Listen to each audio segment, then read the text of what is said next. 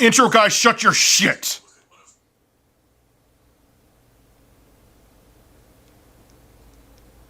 Skip it up and that up.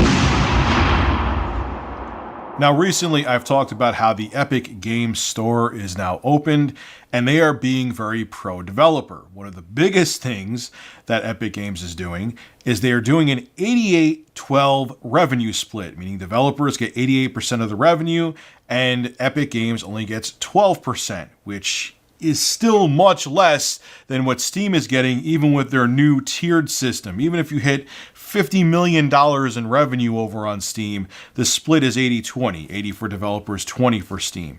They just can't compete with what Epic Games is doing. Well, if Valve wasn't nervous before, now they should be.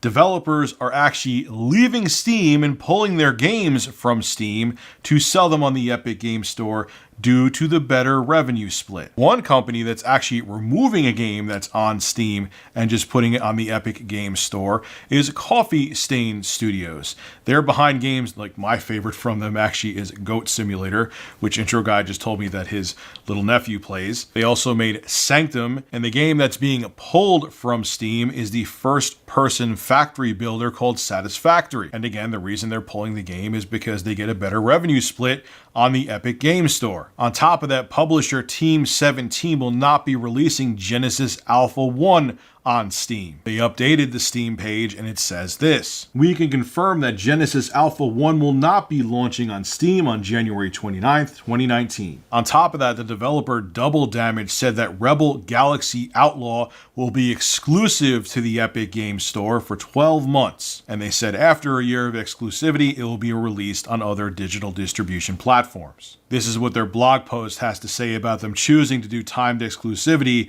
with the Epic Games Store. "We hope this is the start of establishing a new standard. Before Valve and the 70-30 split, it was pretty darn rough to be an indie, both in terms of royalty share and in terms of the ability to sell things without a publisher. Epic is using their leverage to push that even further with an 88-12 split. That's another whole strata of developers who can survive. The only way this gets any traction is with some exclusive content, and we're willing to be one of the canaries in the mineshaft." Now, as you're seeing here, this is a huge selling point for indie developers to solely sell their games on the Epic Games Store, or at least do a timed exclusivity thing like Double Damage is doing with their game Rebel Galaxy Outlaw. That was the key thing when I first talked about how Valve was changing their revenue tiers, how they were doing if you made 10 million plus revenue, it would go to 75-25. Then if it went to 50 million plus revenue, it would go to 80-20, so developers would get even more money.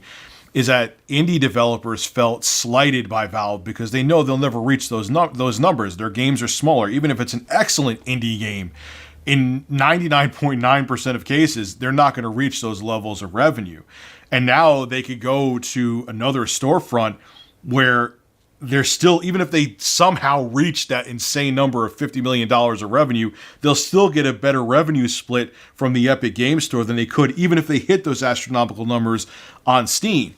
So they're like, why am I even going to bother releasing the game on Steam? At least initially, for a year, I'll make the game exclusive on Epic's platform. They have the clout and the recognition that eventually people will migrate over to the Epic Games Store. It may take some time, but they will.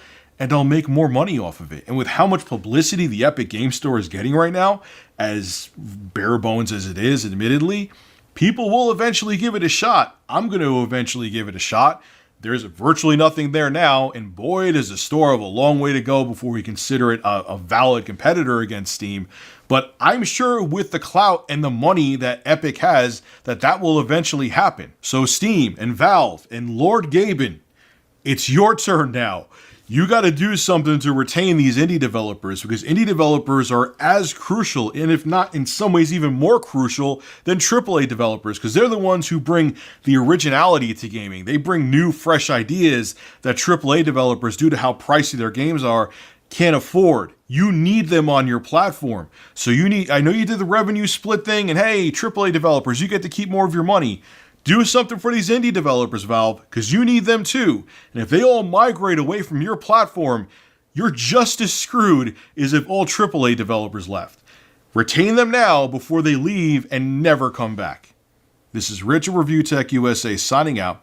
Have a good one. Hey, congratulations! If you made it to the end of the video, you should subscribe to Review Tech USA so you can hear me blabber on some more. Also, too, starting this month, I will be live streaming solely on Twitch. I'll have a link to my Twitch channel below in the description. And last but not least, make sure you click that like button. It helps out the show big time. See you guys in the next video.